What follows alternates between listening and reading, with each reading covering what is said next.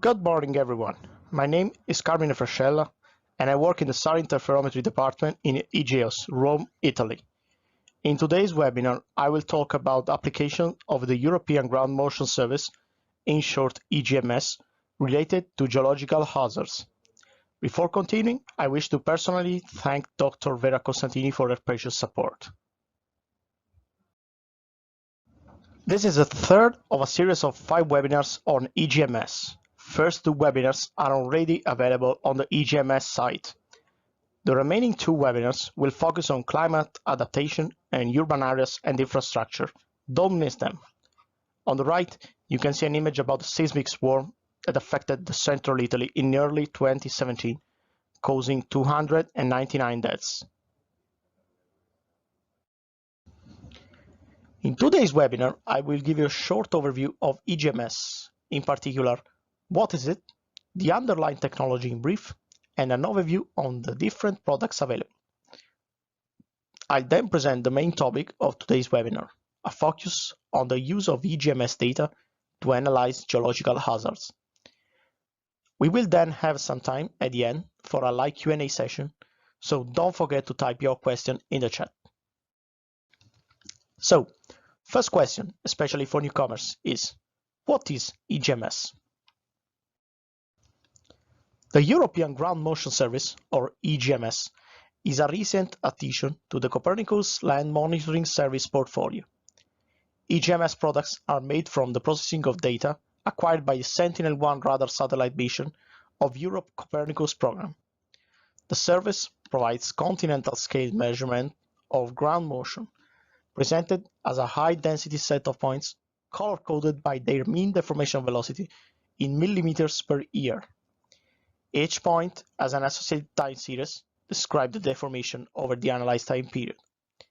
As regards temporal coverage, the update currently available on the website has a time period of 7 years, from 2015 to 2021. Like every other Copernicus service, EGMS service is openly accessible and free of charge to everyone. On the right, there's Delft, a small but wonderful town in Netherlands that I visited in January, with an example of a time series showing some localized ground motion.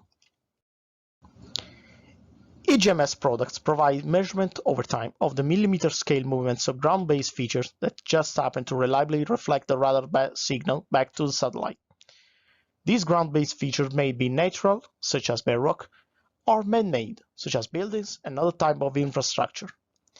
EGMS provides data for more than 10 billion measurement points, each one with a series of synthetic parameters like the mean velocity or the seasonal deformation amplitude, and an associated time series. The motion we measure can be caused by different ground motion phenomena, like land subsidence, landslides, uplift, underground activities, volcanic ones, and many more. Now, let's see briefly how to access to the EGMS service. The EGMS Explorer viewing tool, available within a browser at the address shown, allows you to view, analyze, and download the EGMS data. In the top right corner of the EGMS Explorer, there's a toolbar that provides a number of functions, including point-and-click time series analysis for every point, averaging of point clusters, the plotting of cross-sections, and full export control. No registration is required to use the Explorer. Download of data from the archive, however, does require registration using the EU login system. Here, you can either create a new account or log in with an existing EU login account. Let's take now a quick look at the technology behind the EGMS service. This is just a very basic review. Detailed explanation can be found in the documentation available on the service website, which you can get by clicking on the Info button in the top right corner of the Explorer. The data used for EGMS data production is collected by the Sentinel-1 mission. This mission initially involved 2 identical radar satellites in a near-polar orbit 180 degrees apart. Radar satellites are active systems, since they emit pulses of electromagnetic radiation and then record the strength of the return, the time delay, and most importantly for our purposes, the phase, that is the angle of the signal seen wave as it returns to the satellite. Unlike optical satellites, which are passive systems, radar satellites can collect data regardless of the time of day or level of cloud cover. EGMS products are made from hundreds of SAR images acquisition over the same location across the European. It is important to keep in mind that a radar is a ranging technology. The satellites need to look to one side to build a two-dimensional picture. Therefore, we can only measure the projection or relative displacement along the vector between the satellite and the ground, which we call line of sight, in short, LOS. Thus, the true direction of deformation in the three-dimensional space is ambiguous, without some other form of information. However, the satellites are configured in a near-polar orbit. It takes the satellite 80 minutes or so to complete an orbit, but the Earth is spinning beneath, so it actually takes a week or so to acquire a repeat image of the same place. As the graphic shows, half the time the satellite is traveling from north to south looking west. The other half is traveling from south to north looking east. Data for EGMS is therefore acquired in two discrete, nearly opposing geometries, called ascending and descending. In EGMS, we exploit these two geometries, estimating the vertical and eastward components of the real movement. EGMS products are made by processing stacks of Sentinel-1 radar imagery that are taken over the same place over time. The mission acquires data all over the world, with a total and continuous coverage in Europe. Until late 2021, the two operational satellites guaranteed a 6-day revisit time, while from early 2022 onwards, the rhythm has been halved to 12 days, since one of the two satellites ended its life cycle. If an object on the ground has been displaced between the two successive images, even by a millimeter, the result is a change in phase of the returning signal. Using just two radar images, however, we can measure only large deformation, such as that caused by an earthquake. However, since other factors, such as changes in the atmosphere between the images, can also cause phase changes, large stacks of images are needed, together with advanced algorithms, to differentiate between these sources of phase changes and the displacement deformation, the one we are interested in. The resulting products contain not only the average velocity of each point, but also the history of the deformation. Here we see EGMS data superimposed over an optical image. The site is Bilbao Lake in Spain, which is affected by some landslides. Points are color-coded by their mean deformation velocity. As a general rule, green points show no relevant movements over time with respect to satellite. Cold colors from sky blue to dark blue show a deformation towards the satellite. Warm colors from yellow to red show a deformation moving away from satellite. As we saw previously, for each deformation geometry, ascending and descending, only the projection of the real movement on the line of sight of the satellite can be measured. Therefore, for example, one should not associate blue colors to uplifts without more detailed analysis. Furthermore, by definition, these ground features must have been spectrally stable throughout the period represented by the dataset, otherwise the algorithm would reject them. Therefore, EGMS data is much denser over built environments and much more sparse over more rural vegetated areas, where the signal decorrelates between satellite images. Rapid movement could lead to a loss of points too, although in some cases a specific work has been done to deal with phenomena like earthquakes, for example. I'll end this section by listing some limitations of the technique. For example, coverage. The INSAR technique relies on ground features being radiometrically stable over time. As I mentioned previously, the coverage is denser in built environments and sparser in rural areas. 3D positioning. Although INSAR measurement points displacement over time as a millimeter precision, there is paradoxically a meter scale ambiguity over points 3D positioning. Therefore, a best practice is to trust clusters of measurement points displaying similar behavior, and that might contain the feature of interest. Spatial resolution. Sentinel-1 interferometric wide SLC product, the one used in EGMS, have a ground resolution of approximately 20 meters for 5 meters. Only one measurement can be obtained from each ground cell, and so this rather limits the size of feature that can be mapped. North-south displacement. Due to the near east and west look direction of the satellites in its corresponding ascending and descending orbits, the technique can't reliably detect the north-south components on the analyzed ground deformation. More information can be found anyway in the product user manual available on the website. Let's take now a look at EGMS different products. There are three main EGMS products: basic, calibrated, and ortho. The basic product contains the initial output of the INSAR processing, that is the deformation measured along the line of sight, relative to the local surrounding area. These data are available for download, but not presented for viewing within the Explorer. The calibrated products contain instead the same data, but combined with a GNSS-based European velocity model, so that the data is relative to our European geodetic reference system. The ortho product, lastly, has two layers, made from the calibrated products, to provide purely vertical and eastward horizontal motions. In all products, time series plots, revealing deformation over time, are available for all measurement points by clicking on them. Let's take now a closer look at the ortho data, as these are the ones presented when you open the Explorer. Ortho data are produced on a square grid with 100 meter spacing with a 6 days regular temporal sampling.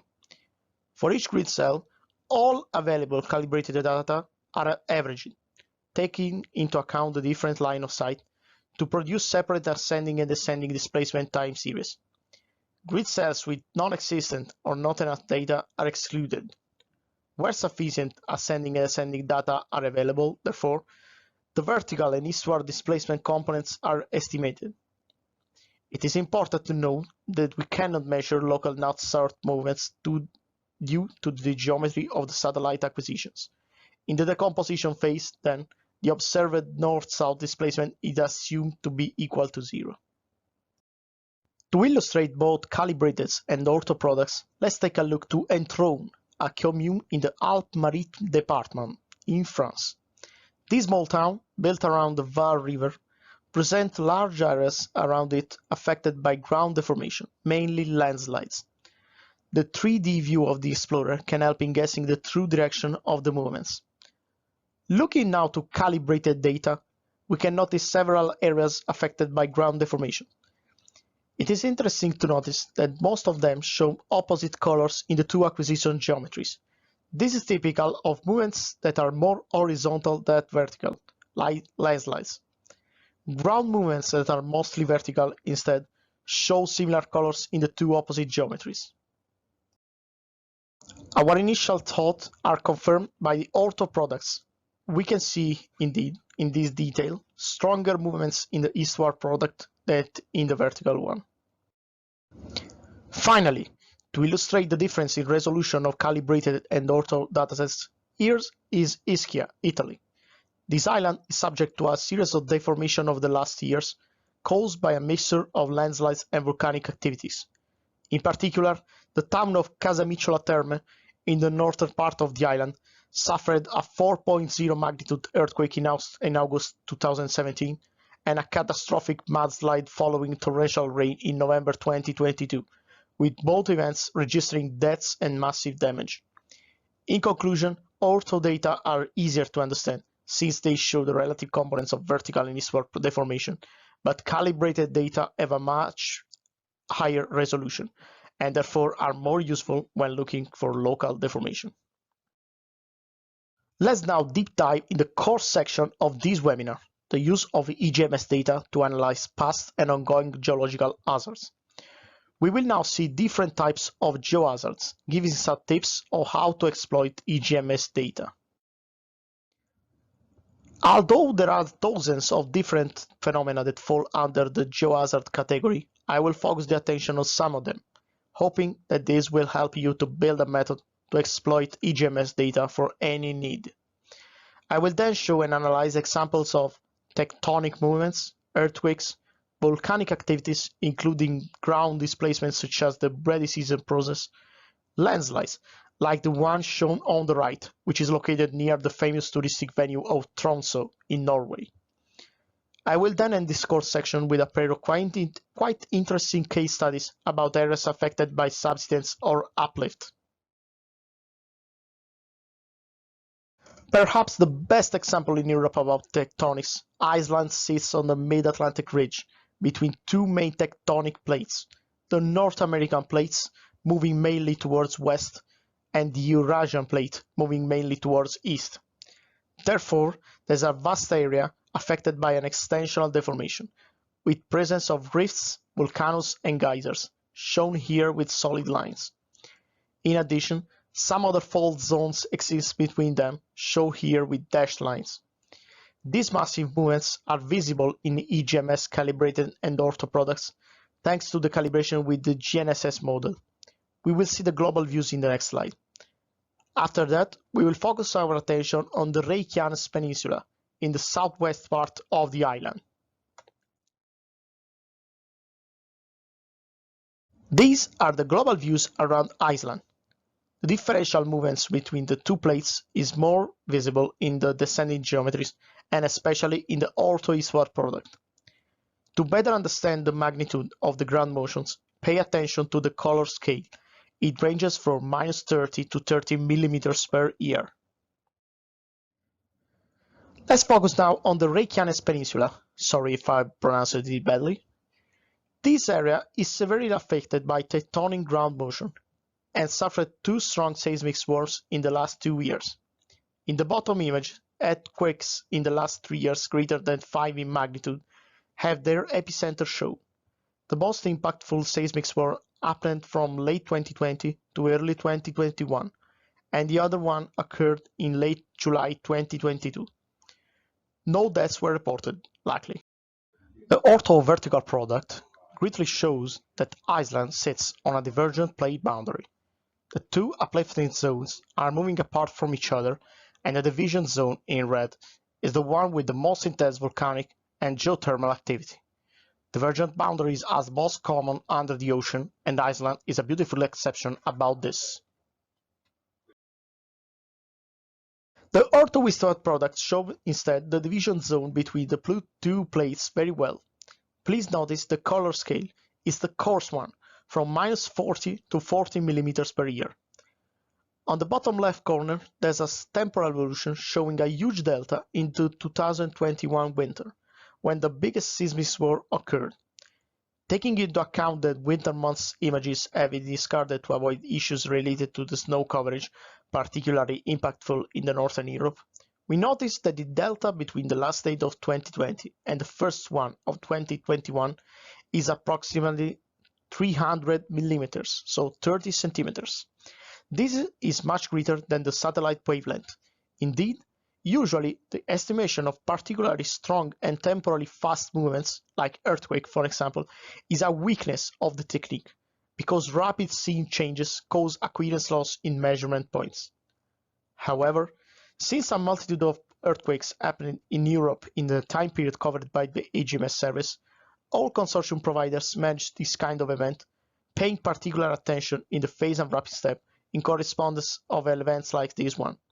However, it must be said that a limitation of this procedure is that the dates of the seismic events must be known prior to the interferometric processing.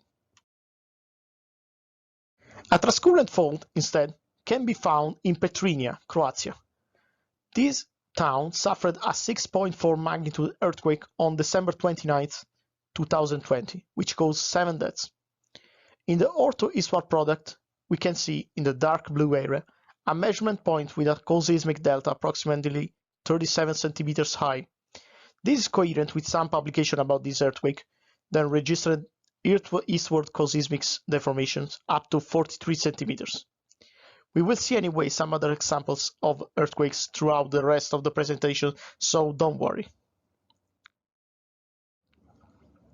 Let's now deal with a famous type of ground deformation related to volcanic activities. Bredicizing is the gradual uplift or descent of part of the Earth's surface caused by the filling of the emptying of an underground magma chamber, or hydrothermal activity. Although slow in time, this kind of phenomena is classified as fast from the geological point of view. Focusing now on the bradysism of flagrant fields, a large area including the city of Pozzuoli in Italy, it must be said that this ground deformation was well known in the past. In particular, the town of Pozzuoli features the Roman Macellum, in which three marble columns helped the ancients to monitor the phenomena through the traces left by the sea on them. In the last century, some evacuation operations were done in 1972 and 1984. Now the area is an uplift phase, and interferometry provides precise ground deformation measurements in recent years. This is confirmed in the EGMS product. Each geometry shows a large zone moving towards the satellite and a nearby zone moving away from satellite. The zones, however, are different. This behavior, taking different line of sight into account, is typical of large uplifting areas. We will see now why, with the help of a scheme. Now, keeping in mind that I voluntarily exaggerated proportion to make things clearer, let's assume that a large area is uplifting through time. The gray arrows show the direction and the entity of the real deformation. In the ascending geometry, the left and central parts will look blue, as they are moving towards the satellite, while the right one will look red, since it's moving away from satellite. In this scheme, we can also notice that although the maximum real deformation is at center, the maximum movement in the ascending geometry's products is slightly on the left. In the descending geometry, instead, the right and central parts will look blue, while the left one will look red, and the maximum detected movement will be slightly on the right. Keeping this scheme in mind, let's guess now how the uplift will look in the ortho products. While the vertical product will look uniformly blue, the eastward one will be split in two halves, one blue and the other one red. Our thoughts are perfectly confirmed by the evidence. Having previously talked about Ischia, please note that the island has opposite color in both ortho products with respect to flagrant fields. Therefore, the island is suffering a global subsidence. Let's move now further down in Sicily, Italy, to watch through EGMS data to Mount Etna, the tallest European active volcano. Its eruptions are often violent and spectacular, definitely worth to see in my opinion. The area around the volcano suffered a medium-intensity earthquake in December 2018, with few people injured and no deaths. Anyway, the entire mount is affected by a complex ground motion. In this area, we can appreciate very well the so-called surface faulting, which is the presence of shallow faults. Usually, these are the direct consequence of very high magnitude seismic events. However, since in this area earthquake epicenters are usually much closer to the ground surface, the phenomena is widespread and clearly visible. Being superficial, these differential movements are greatly visible in EGMS products. The ortho eastward product, it represented with a color scale ranging from -30 to 30 mm per year, greatly show the surface faulting and the sliding towards east of the eastern flank. The fault lines look so neat in general. The western flank instead seems to be sliding in the opposite direction. Besides surface faulting, the ortho-vertical product allows us to better understand the combination of volcanic, tectonic and gravitative movements affecting the volcano all Sicilians are proud of. While the western flank is uplifting, the eastern flank is subsiding. Keeping in mind what we saw in the last slide, we can then conclude that the western flank is affected mainly by volcanic activities related to the caldera inflation, while the eastern flank is likely to be also affected by gravitational collapse. The flank is indeed globally subsiding and sliding quite fast towards east. Finally, looking to a temporal evolution, we can see once again a delta in correspondence of the 2018 earthquake date, and some changes in the time series behavior in the final part. Let's now start our journey into landslides monitoring with Étang de Soulsem, an artificial lake in the French Pyrenees, formed after the construction of a small dam for hydroelectricity purposes in 1983. A large area close to the dam is subject to deformation. Although no specific studies have been done, this ground deformation is likely due to a landslide. By looking to elevation contour lines, we can see that the ground movement might threaten the dam integrity. Let's analyze the area close to the dam through the calibrated products. Descending geometry shows strong deformations, with a gradient pattern and mean velocities up to -10 mm per year. The ascending geometry on the left shows instead less relevant deformations.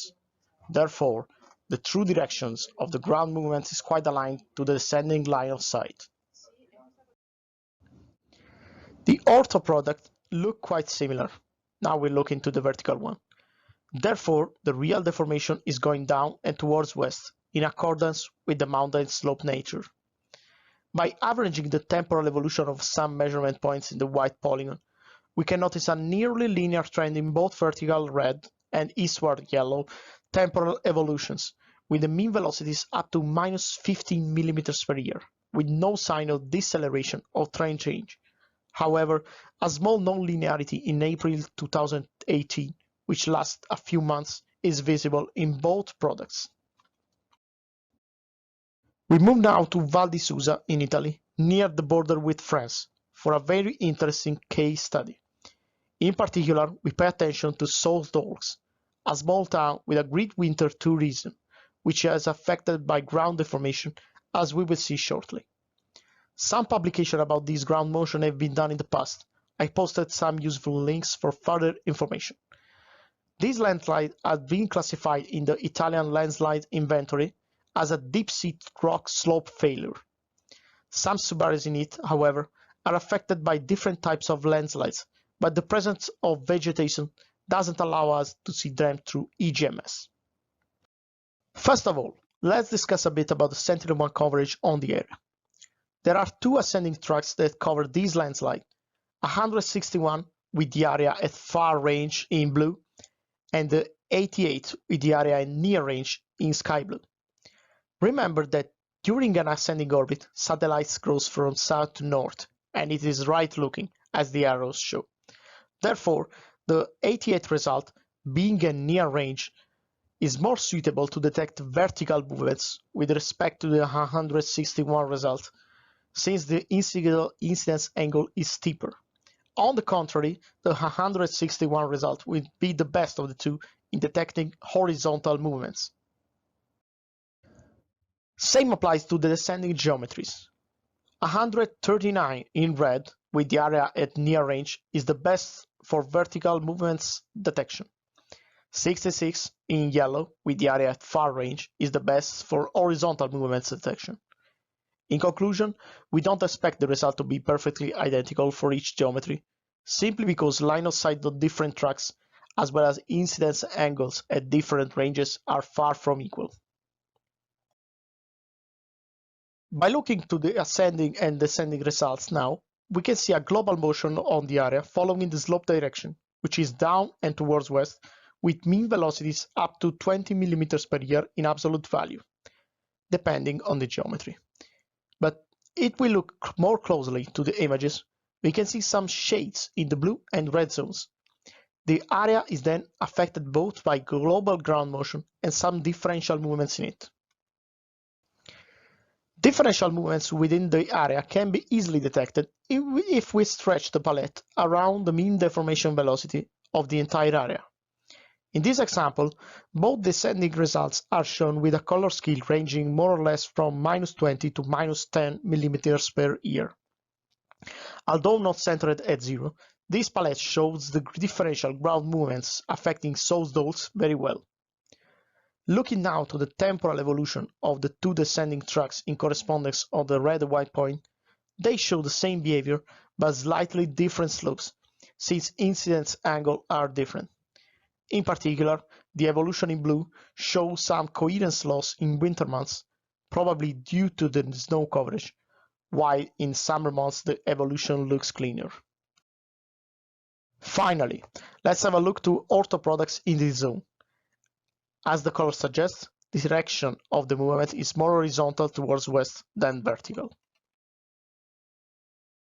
We approach now the final part of this webinar, moving to Larissa, Greece. The capital of the prefecture of the same name suffered a major earthquake in March 2021, but we will focus now on two areas, one showing a strong subsidence, the other one showing an uplift. Both areas have been investigated in the past. I left you some publication links. The main ground motion that we can appreciate here is a strong subsidence affecting a vast portion of the Larissa Plain, due to water overexploitation for agricultural needs. The temporal evolution clearly shows us that the area is both affected by natural groundwater recharge and artificial water extraction.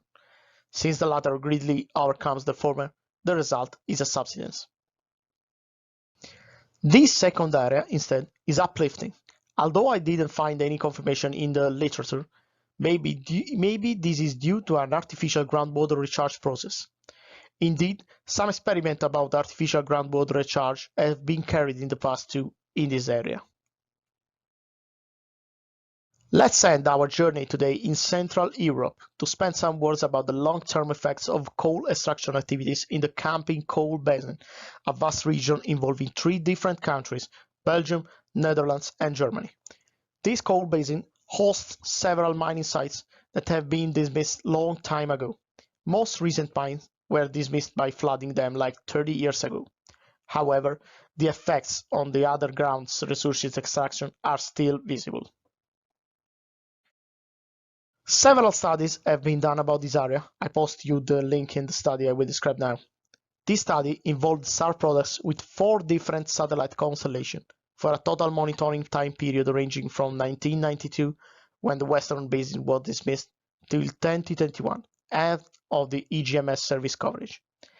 In the ERS descending result from 1992 to 2005, the eastern area is uplifting with velocities up to 20 mm per year, while the western one, freshly dismissed, is still subsiding with velocities up to minus 15 mm per year. In the MVSAT descending result from 2003 to 2010, the area is affected by a global uplifting phase with velocities up to 15 mm per year. Finally, in the Cosmos Climate descending result from 2011 to 2014, the western part is still uplifting with rates up to 12 mm per year. The western basin then first subsided as a result of remaining mechanical compaction processes associated with underground coal mining and uplifted afterwards. This is due to the recharging of mine water aquifers after the active dewatering of underground working ceased, which result in a hydrostatic rebound.